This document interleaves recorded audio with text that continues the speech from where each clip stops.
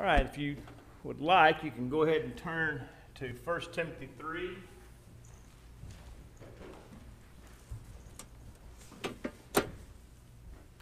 First Timothy 3. And from there, it's not a long stretch to find Titus chapter 1. So we'll just start in 1 Timothy 3, looking at the matter, some of the questions that have been asked of me in recent weeks pertaining to the eldership. This all really, the questions started with, as I mentioned, a question that was given to me, sent to me from another state, on how do you get rid of a bad elder? And I said, there's not one verse in all of the Bible. There's not one verse in all of the Bible that tells how to remove an elder from that position. And I gave the example of my grandfather, probably back in the 60s, was serving as an elder, and one of the men fell into a situation where he did not meet the criteria. Specifically, did not meet the qualification of good report by those who are without. But in refusing to resign his position, my grandpa and the other elder resigned and effectively removed him by resigning, by dissolving the eldership, because there cannot be a single individual that serves as an elder. In like fashion, in reality, as of this morning, this congregation now exists without an eldership. I don't know how long that situation is going to exist. But we do, when you have two elders, and one, obviously, as Walter had needed to step down because of matters of health, when he stepped down, he essentially and effectively dissolved the eldership. Of course, that wasn't his intent, but that's a secondary effect of him doing what he had to do to maintain his health. Now, in this situation, the question has been asked of me by a number of men, and I've actually talked with some of you specifically about this because you've asked me. And that is, what does a congregation do when it does not have elders? And the default position that I have known all of my life, that I have seen from my earliest days, when a church does not have an eldership, is that there is generally, there's always what are called men's meetings, where all the men of the congregation get together on a regular basis and discuss the matters that pertain to the church. As a general rule, and almost, I don't know any exception to this, okay? I have never seen a church prosper under men's meetings, ever. Churches do not prosper under men's meetings. And there are a number of reasons for that. One is that God never set up His church to exist without an eldership. Because there's not one verse anywhere in the Scriptures that tell the church how to conduct its business apart from an eldership. The churches in Antioch, Lystra, Iconium, Derbe had been in existence only a few weeks when Paul and Barnabas made their return trip and appointed men to serve as elders in those particular congregations.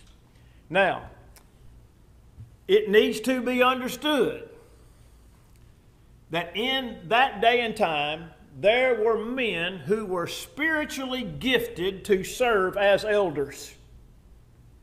In Ephesians chapter 4 and in verse 8, when it talks about that when Christ came to earth, when He ascended into heaven, He gave gifts unto men. And He set in order the things that are in the church. First apostles, then what?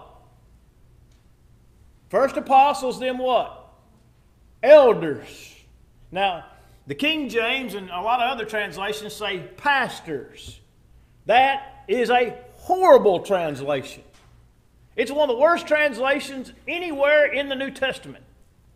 That word is shepherds, and it refers to the office and function of elders. So we know that in the earliest days of the church that God, the Holy Spirit, gifted men to serve as elders. Because every man at some point in that day and time was a novice, right? They were all new converts. And the Bible says that an elder cannot be a new convert. And so there had to be some type of way to overcome that matter. Now, one of those would have been that a man would have probably lived his life as a faithful Jew all the way up until the time of his conversion, right? And he would be a new convert, but he may well possess every single qualification of the eldership except for the fact that he and everybody else in the church is a new convert. Now, Spirit would have gifted such men the ability to serve as elders, else nobody could have ever served in the early church as elders. How important were elders to the early church? The church at Jerusalem had elders even though all the apostles were still in Jerusalem. Acts chapter 12. When Agabus the prophet spoke up about the great dearth, that the Christians, every man according to his ability, gave as he could give, and the monies were sent to the church at Jerusalem, to the apostles and the elders. In Acts 15, the Jerusalem Council, when Paul and Barnabas were sent to deal with the Judaizing teachers. Who wrote the letter? The apostles and the elders. And that letter was sent with the authority of the apostles and the elders. Not just the apostles, but the apostles and the elders are listed in that letter in Acts chapter 15. So it has always been God's plan for His church to function with an eldership. Now, because there is no scripture detailing how a church is to function without an eldership, that matter of necessity must fall into the realm of expediency. Okay?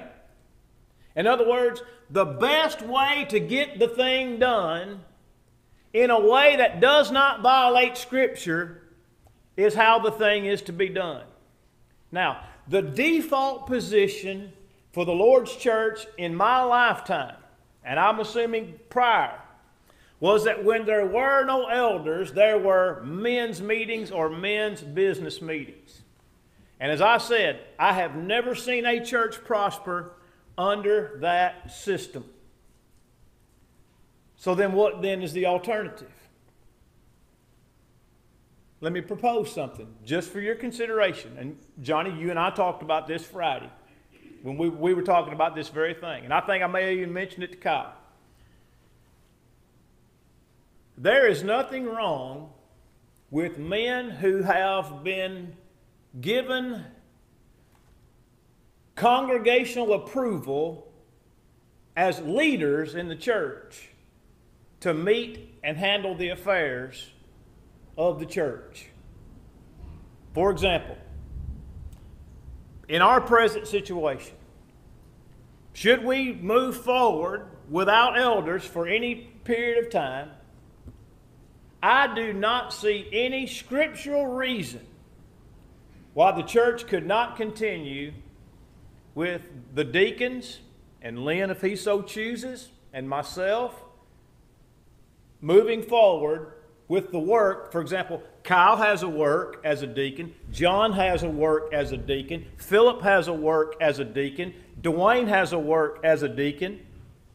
Those works have to be continued and maintained. And things have to get done. And I don't see any scriptural prohibition against men who have already been approved by the congregation to appointments of leadership. And we'll call the deacons leadership because it is a leadership position. That the church could continue with those men conducting the affairs of the church until such time as an eldership could be reconstituted. Now, I'm 54 years old. I am the first preacher that I have ever heard say that out loud. Has anybody in this audience ever heard anyone say what I've just said? No. Because we, by tradition, have gone back to the fallback position of the men's business meeting. Now, let me tell you why men's business meetings are a bad idea. Let's just say that there are 20 adult men in this congregation. 20 adult men. All right? And I'm just pulling out a number out of my head, okay? Now, out of those 20 men, there are 4 deacons, 1 former elder, and 1 preacher. That equals how many? 6. Which means how many left? Do the math. 14. In a men's business meeting, the 14 remaining men could get together and determine a course of action and outvote a former elder, 4 deacons, and a preacher. Now let me ask you a question. Does that sound right to you? Does that sound logical to you? Does that sound reasonable to you? And yet that is the default position of congregation after congregation across the United States, the men's business meeting. It is a recipe for disaster. By the way, whatever men have already been approved by the congregation, I think have the authority to ask other men for their advice in matters pertaining to that thing. Because when you run into a men's business meeting and you allow every man that claims membership in the church to attend that meeting, the man that misses about 75% of the assemblies gets the same vote as a man who served for 20 years as an elder. Now, does that make sense to you? I mean, even though I can't give you a passage again, that don't even sound scriptural to me. And so I wanted to present to you, because I'm saying it tonight, because I'm the first preacher that I know who has ever said this out loud. I've never heard anybody teach this. Not at polishing the pulpit, not at any preacher's meeting, not at any gathering that is assigned for elders or of any kind. I'm the only person who's ever, that in my knowledge in 30 years, who's ever said that out loud. Now, raise your hand if this is the first time any of you have ever heard what I just said. Raise your hand if it's the first time. Let the record show every hand's up. Every hand is up. And so I'm just telling you, the default position of the men's business meeting is a potential for disaster. And it's not God's plan. And it's not even expedient. Let me give you an example. There was a man who caused a lot of trouble for the churches in this area back in the late 1990s and early 2000s. And I'm not going to name him. He's dead. He caused a lot of trouble for churches in our immediate area. He split churches in the state of Mississippi. I saw a letter. I have a copy of that letter where he gathered up other men of the congregation and signed a petition of sorts against another individual in the church. One of those men was a baptized 9-year-old boy. And his signature is on that piece of paper as representing the men of the congregation. I have that letter in my possession. I have it. That's why the men's business meeting is fraught with error and destined for disaster. And I wanted to start tonight by, I know that there is a level of angst in the church. I mean, I'm not dumb, and people call me. And not only that, I've poured every bit of my heart and soul into this church for the last 25 years. I think I've got a pretty good feel for the pulse of the church. But I wanted to start by saying there are alternatives to what we've always been told has to happen in the event that an eldership is dissolved. There are, now, is it the best alternative? Well, no, the best alternative is what? Have elders.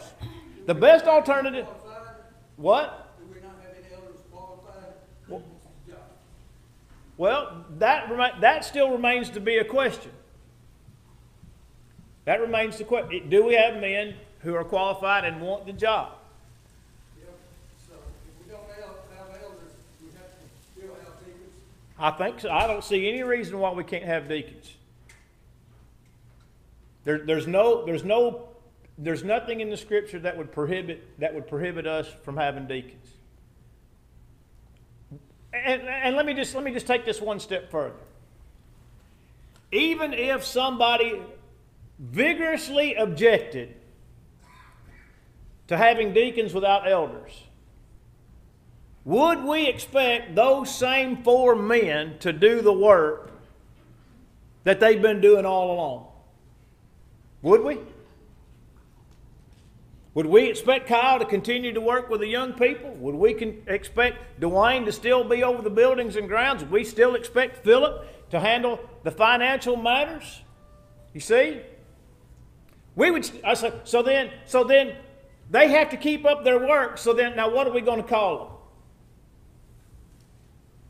You see what I'm saying? You cannot call them deacons, but absolutely nothing has changed. They still have undertaken a work of for the local congregation, and they would be expected. Look, if we don't have elders, I still expect all 4 of those men to keep hammering down, just as hard or harder, right? And so I don't know why a lack of an eldership necessitates a dissolution of the deacons. But even if somebody, like I said, vigorously objected to having deacons without elders, you still got 4 men doing the work of deacons who are still just as qualified as they were the day that they were appointed. Does that make sense? We're just talking about the matter of a name. What are we going to call them? What are we going to call them? All right? Is that fair, Fern? Yeah. Who's going to be your boss? If you weren't doing your job, you'd have to have a meeting or something. Who would be my boss? Yeah. Well, the Lord's my primary boss. The Lord's my primary boss. All right. Now let me ask you this question, because we're going to work through this together. If there is no eldership, do churches without elderships hire preachers? They do. Do churches without elderships fire preachers? They do. So it would depend on whatever structural organization you were using as a temporary measure instead of an eldership. I guess I would answer to the 4 deacons and to Lynn, primarily. But you also have to understand something. All of these men also have their finger on the pulse of the congregation.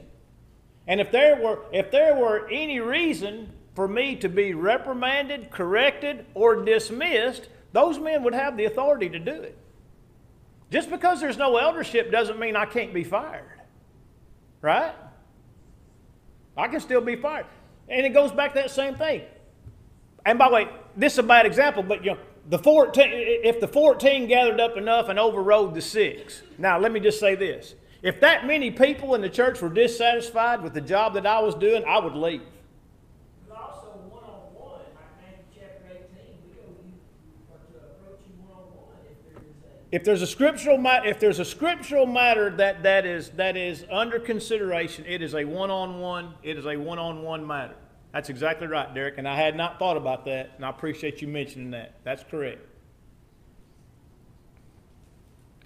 All right, so does that make sense, Furman? Okay. Because look, I don't want anybody to have any questions. I don't want anybody to have any questions. I don't want anybody to leave the assembly tonight wondering about. The whole thing that I'm trying to do is relieve any anxiety. All right? I've heard a lot of people say, you're not going to church where there's no elders. All right? I don't want to go to church where there's no elders. Okay? I've had people say that to me. All right? Well, let me ask you this. Would somebody abandon ship that quickly from a congregation that they had attended for a long time because there's a temporary gap in an eldership? Because I would hope not. Now, if this, well, hold on, I'll get you, Lynn. Give me just a second. If this thing rocked on for another year or two and we still didn't have elders, then that would be a problem. But sometimes you have to take a step back and you have to start fresh and start over again. Okay? You know, in my opinion, all right, we have, based on everything that I know, okay, we have 2 men in this congregation that are qualified to serve as elders. 2 men, okay? There are 3 men that I know who could, at some point in the near future, be qualified as elders if they would take it upon themselves to, for lack of a better term, fill in the gaps where they think they are lacking. Okay? There are 3 men that I think could serve as elders in the near future if they were willing to undertake whatever thing needs to be undertaken to fill in whatever gap that they say, I'm not qualified because of this. Okay, here's one that I'm not qualified, all right? Take the next 9 months, take the rest of 2021 and work on that thing. And prepare yourself to serve in January of 2022. Does that make sense?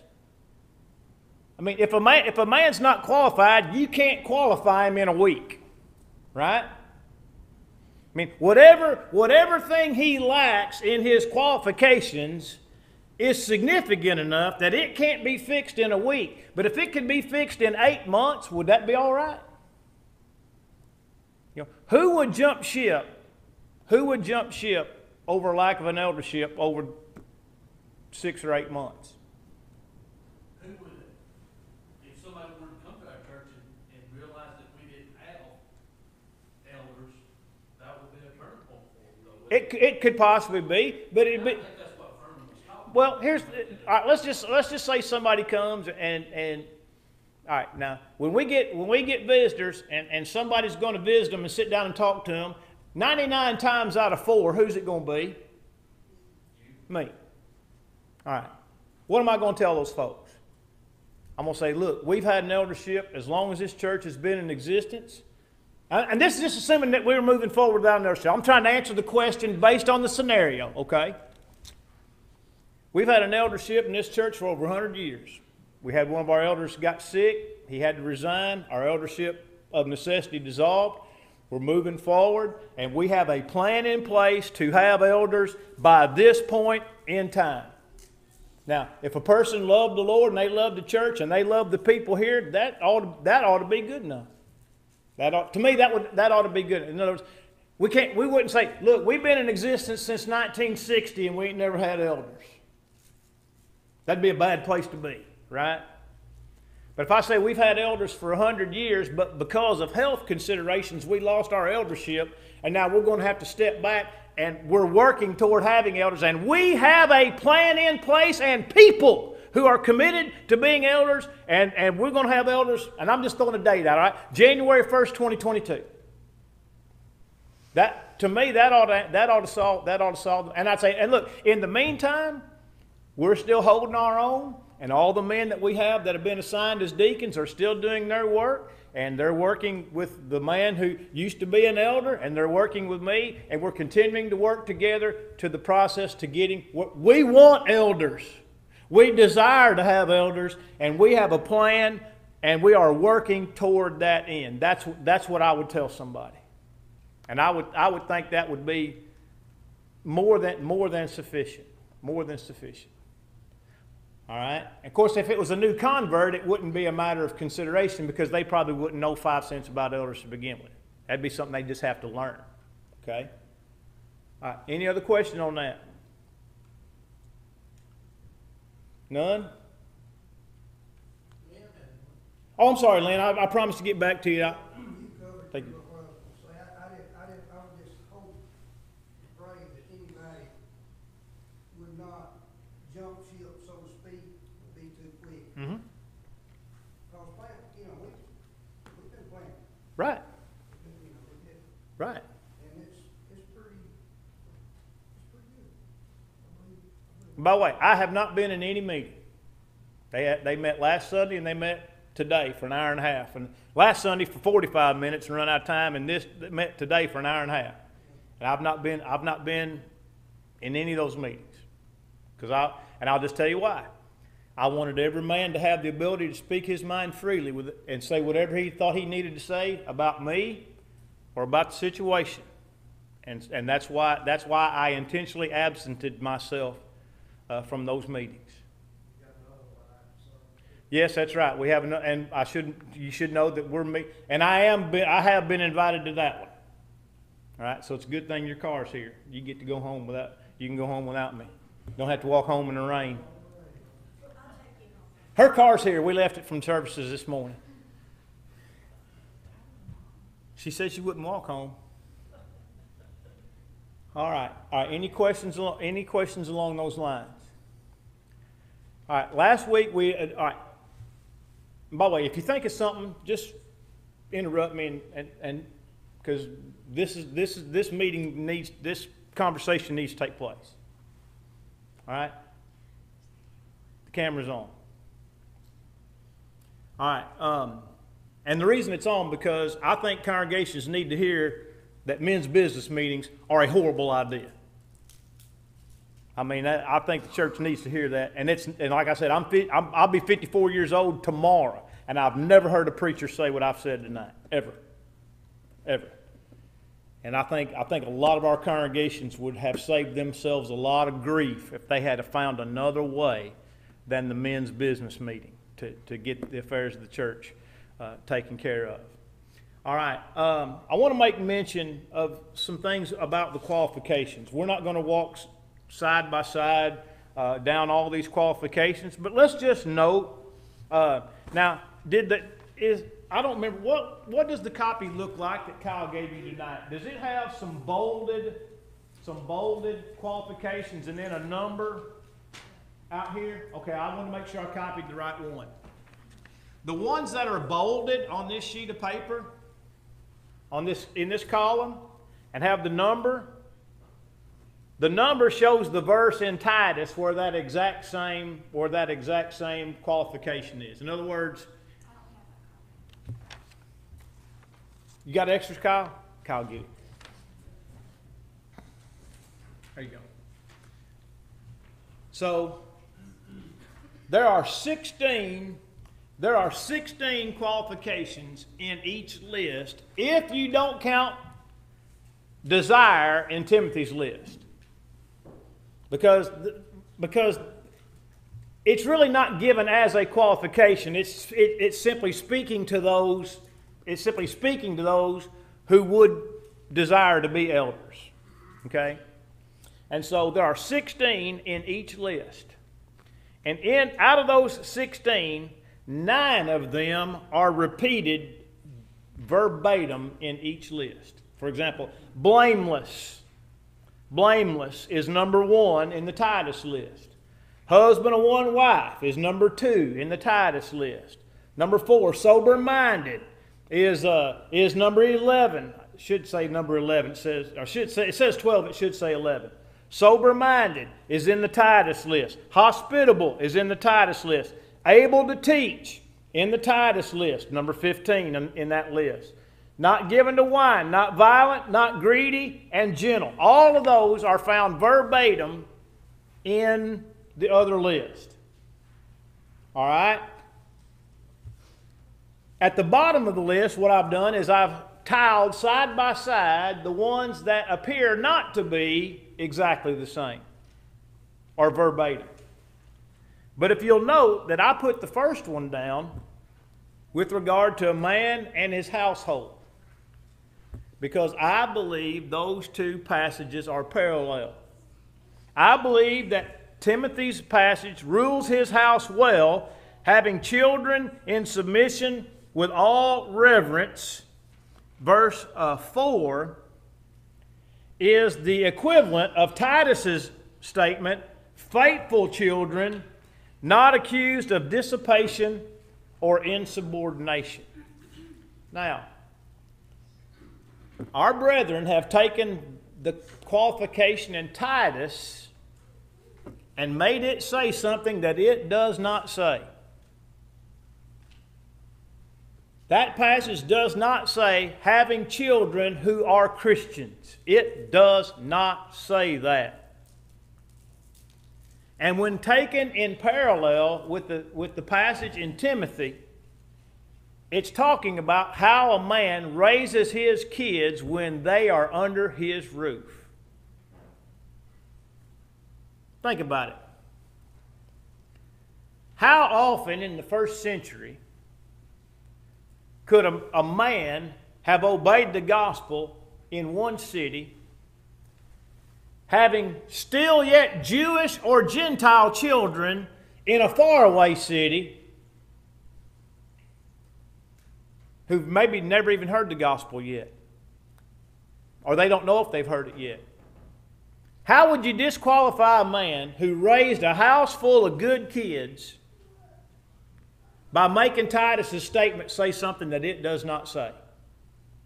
The passage does not teach. The word faithful does not mean a Christian. In Acts 16, Lydia asked Paul, "If you have found me to be faithful." Question. Was she asking him if he thought she was a Christian? Why? Why was she not asking him if he thought she was a Christian? What had he just done? He just baptized her. He had just baptized her. So when she says, "If you have judged me to be faithful," she's talking about faithful, in this case, faithful to the Lord. And in the passage in Timothy and the passage in Titus, the idea of faithfulness is applied to the children and their earthly father. Having faithful children not accused of dissipation or insubordination. Now, let me tell you how foolish the traditional position on this is, that a man's children have to be Christians. Two men, okay? One of them has two teenagers, all right? One of them's 15, one of them's 17. They're as good as gold. They're obedient to their mama and their daddy. They're good students at school. They are kids of moral uprightness and character, and they are not Christians. Man number two has two children. One of them is 10 and one of them is 8. And they're pretty good children. But they've both been baptized.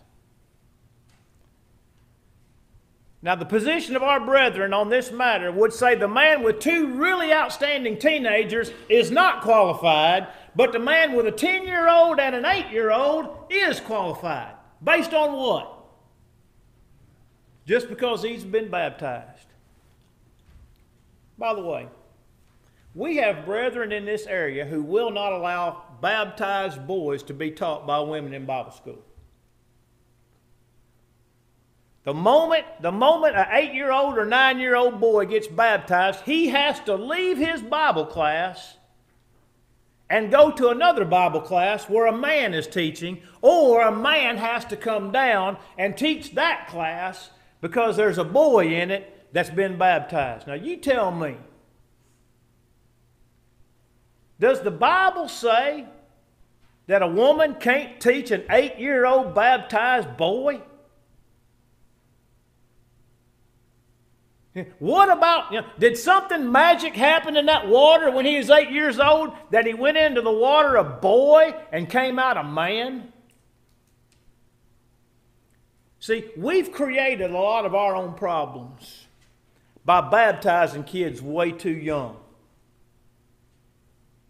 You'll not find any small, and by the way, look, I was baptized as a young man. I think I was, well, I know I was. I was 8 years old. I was 2 months shy of being 9. But I could line up all the scriptures, and I could quote them, and I could do everything under this. I could tell you all the answers. But I'm just telling you right now, in March of 1976, I was not old enough to be a Christian. But I was baptized. In July of 1983, I was baptized again, based on the fact that I understood then what it really meant to be a Christian. Now, anybody here that was baptized when they were 8, 9, or 10 years old? I'm not questioning your baptism, all right? I'm not questioning it. What I'm saying is that our habit of baptizing small children has created a lot of problems for the church. And by the way, almost everyone that I know that is baptized at a very young age like that, you know what they do when they get older? That's right, they realize that when they were 8 years old, show me an 8-year-old that can give me an understanding, an explanation of what it means to be saved by grace. What it means to be saved by the blood of Jesus. You see? Show me a 10-year-old that you're willing to withdraw fellowship from. Because every church member is subject to church discipline, right? Anybody here going to raise their hand and withdraw from a 15-year-old? You see?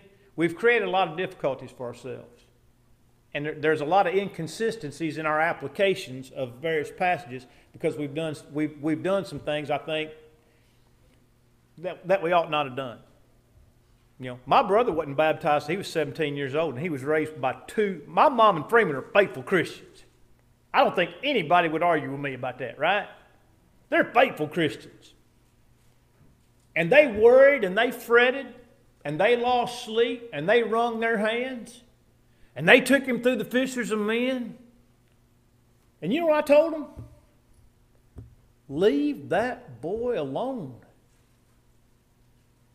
Are you raising him right? Are you teaching him right? When he's ready, he'll obey the gospel. And guess what happened? He got ready and he obeyed the gospel. You see?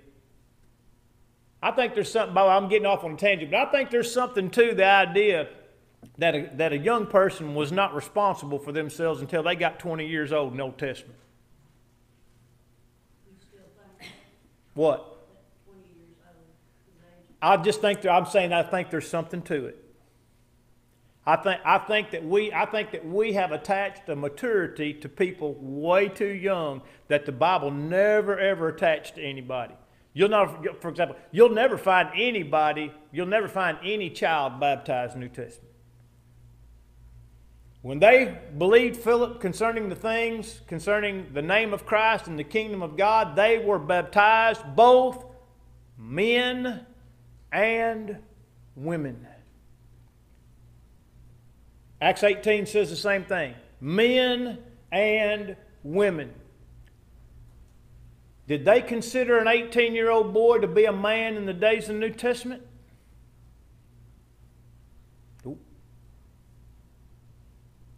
I'm not saying there were no 18-year-old boys baptized, but what I'm saying is we have created a system that cannot be found in the New Testament. That cannot be found. That's why I don't fret over teenagers who have not obeyed the gospel, as long as they're good kids. Now look, if they're out carousing and drinking and getting into all kind of foolishness and mess, all that, that's a different story. But I'm talking about good kids that are raised in good families. You know, get killed in a car wreck, I don't have a problem. I never question that. You show me a good kid, I'll show you a kid going to heaven. I got Bible for it. Kid only has one commandment, obey his parents. That's exactly right, Kyle. The only commandment ever given to a child is obey your parents in the Lord, for this is right. Honor your father and mother, which is the first commandment with promise. That's the only commandment given to children. Man, that's good stuff right there, Kyle. I've never considered it like that, but that ain't about it. That is it. I was at Maywood one time, just a couple of years ago, there was a young girl, I want to say was maybe 10 or so, come up after the gospel one night, they baptized, and Chris Wakefield was baptized. He wouldn't? Not without sitting down with her and her family and everything. There you go. That's right. Right there on the spot. I know. And that was, I thought that was, Because children are too easily swayed. I was baptized when I was 12. And, Yeah, but you were a hooligan. well, my first year, I was way after 12. Most of them are. I was never a responsible enough Right. person at 12. But the concept of faithful children is a reference to the child's relationship with his earthly parents. That's his faithfulness. His faithfulness to, in other words, did his parents, did his daddy instill in him the understanding to be respectful and reverent to his parents. Not only that, a child could even be forced by their parents to be, until a certain age, to be opposite of what, they could be forced to be an unrighteous person. And if you're gonna claim that a child that young has to obey, you have to force yourself to say that a child who is forced by their parents to live a life that's unrighteous is gonna be held accountable. That's right. That's right. And I'm not going there. I'm with you, Kyle. I'm not going there. I can't remember if it was when our kids were going to Maywood or if when I was young going to camp, but there was something on the application that says, may your child be baptized Yeah. without you present. Well, there's a reason for that. That's right. Because kids go to camp, they're with other kids, they see them getting baptized, oh, I want to do that. Mm-hmm. But not Yeah. understanding. It was on the boot. It's on the Boot Hill form. I remember couldn't that, remember if and I think it's on the Maywood it form might as be- well. It could have been our kids or it could have been me. But it shows that we've probably done some children a disservice. But in any event, the faithful children deals with the man's ability to rule his house, because it says, and here's what happened. I got in a discussion over in Ghana, not with Bill or Toby, but with another preacher about this exact text. And I asked him, I said, could Timothy appoint elders with his list? Now I'm going to ask you that question. When Paul gave Timothy his list of qualifications to appoint elders, could he appoint elders based solely on the list that Paul gave him? Yes or no? Could he do it on his list, or did he have to holler at Titus and get his to compare it to? All right. Timothy could appoint elders with his list. I think we're all in agreement. Shake or not? Okay. Timothy's list says, one who rules his house well, having his children in submission with all reverence. Now you show me how you're going to make them Christians out of that statement. And Timothy could appoint elders based on his list. So many of our brethren have missed the mark on the faithful children in Titus's list. There's nothing that's taught in Titus's list that can't be found in Timothy's list, especially as it pertains to the matter of children. Also, I want to note one passage. I said we weren't going to go down through the list, but blameless is one that, and I think maybe the old American Standard says above reproach instead of blameless. All right? This and every other qualification applies to what a man is now and not what he used to be. Okay? What he is now. Look, if let's just say, I'll just use myself as an example. Let's say the church decides that they want me to serve as an elder, and they're going to go and they're going to fulfill the obligation to find out if I'm of good reputation of those that are without. Okay? And let's just say for a moment that we're not in Hamilton, Alabama, that we're in Dexter, Missouri. And they go out and they find a bunch of people that I went to high school and college with. Quit smirking, Hunt.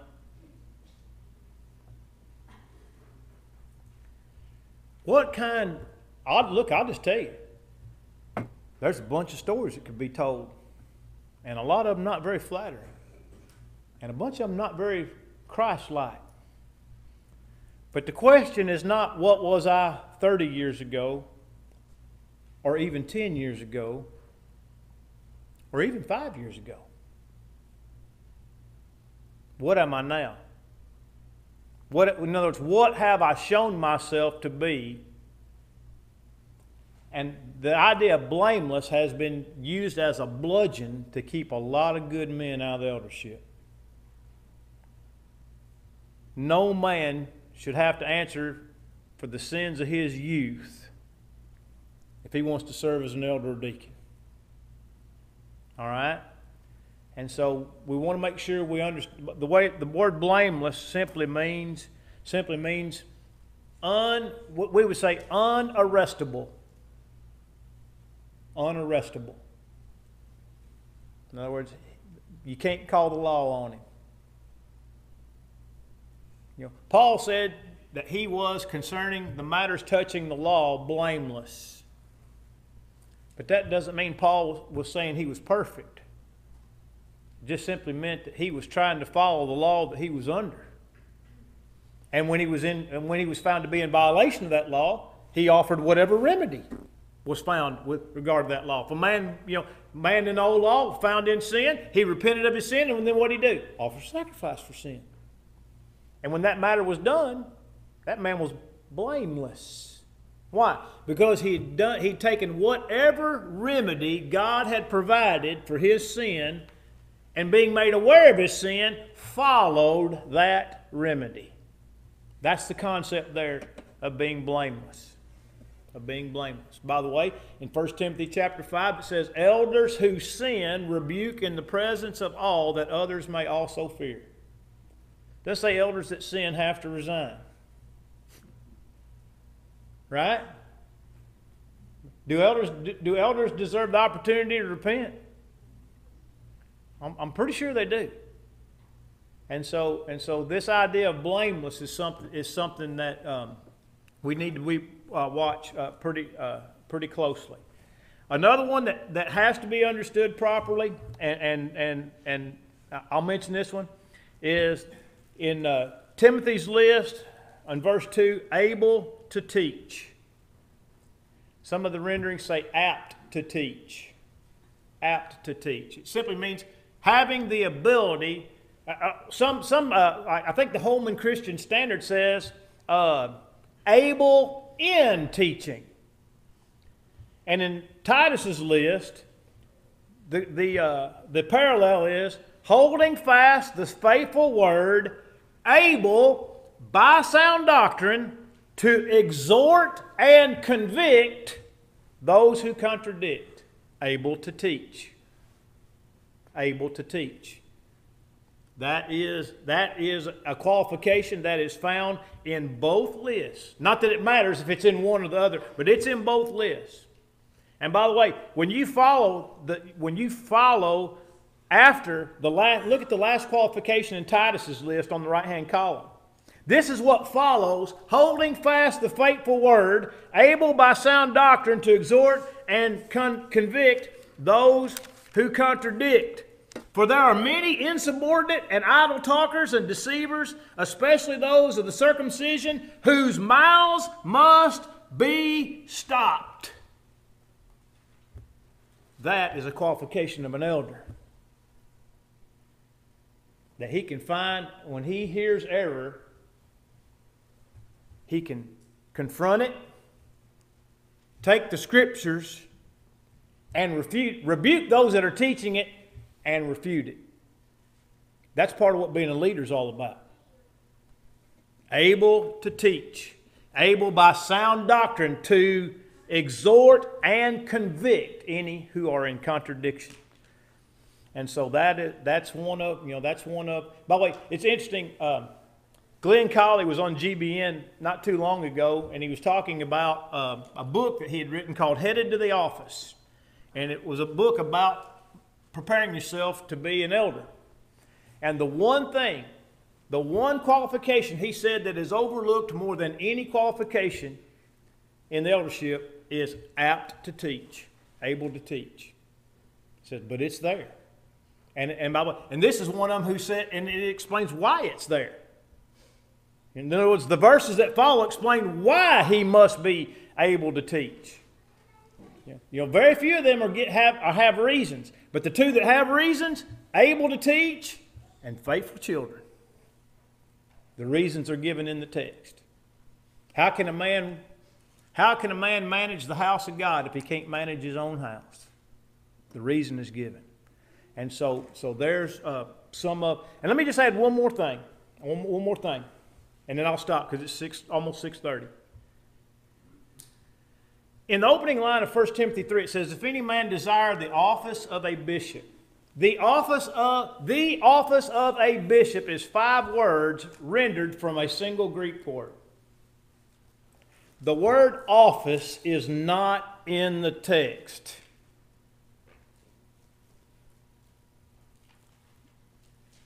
The easiest, and you have to understand the terminology. The best rendering is, if any man desires the bishopric. If any man desires the bishopric. Or we might say, the word bishopric, it really means if any man desires the overseership. That's the word there. Bishop is overseer.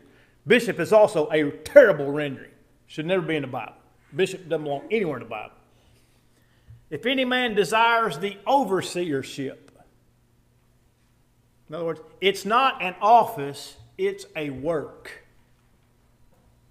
It is not an office, it is a work.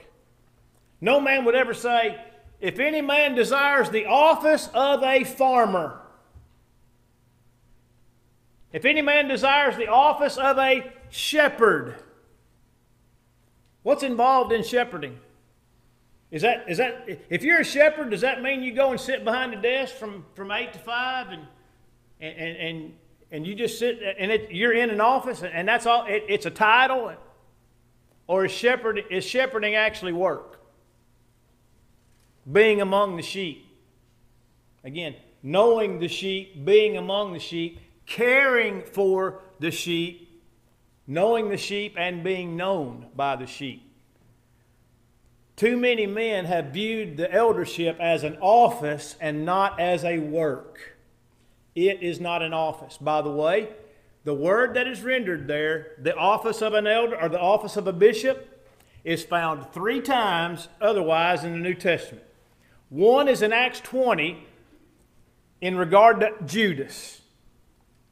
And when it said, let another his bishopric take, or his office take, some renderings say his office take, it wasn't talking about a position. It was talking about the work of an apostle. Let another take on his work, that is the work of an apostle. The other two renderings of this exact word in the New Testament are the word visitation. Visitation. Now, not the way we use the word visitation. When the Bible uses the word visit or visitation, it means to look in on people with the intent to supply whatever needs they have.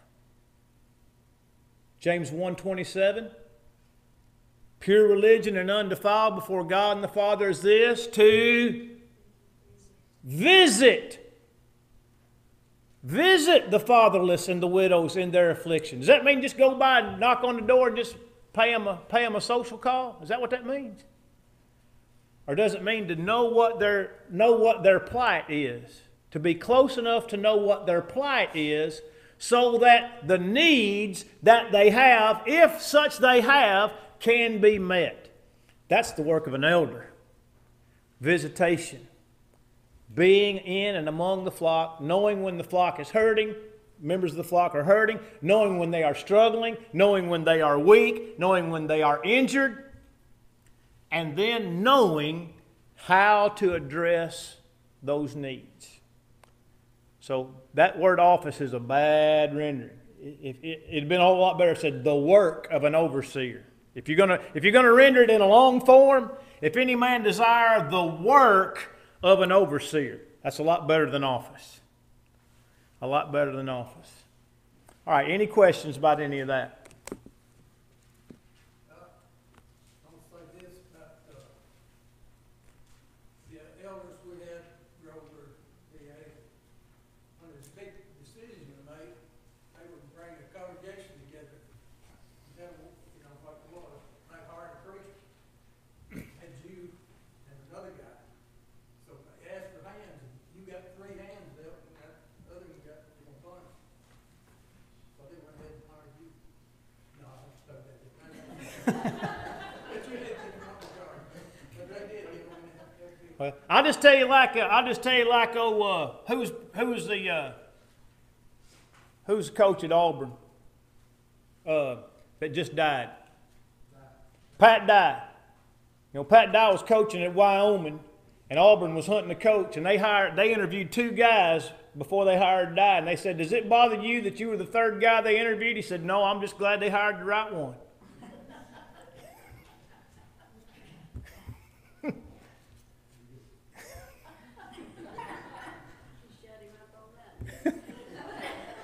He was just going on with me. I said, I don't care who came before. I'm just glad they hired the right one. Hey, listen, outside of Mary and Rhonda, it's been the greatest blessing of my life to be here. No question. No question. All right, if there's nothing else, don't forget next Sunday night, singing night, Poor Man's Supper, Fellowship Building. And so 5:30 next Sunday night. By the way, if anybody has any questions about any of this, you can send them. You can text them to me. You can text them to this number on my Google Voice form, or you can call me. Many of you have called me over the last couple of weeks, but I don't want there to be any questions about any indecisiveness or angst. And so the angst was what I wanted to address tonight. All right, if there are no other questions, let's be on our feet, and I'll dismiss us with a word of prayer tonight.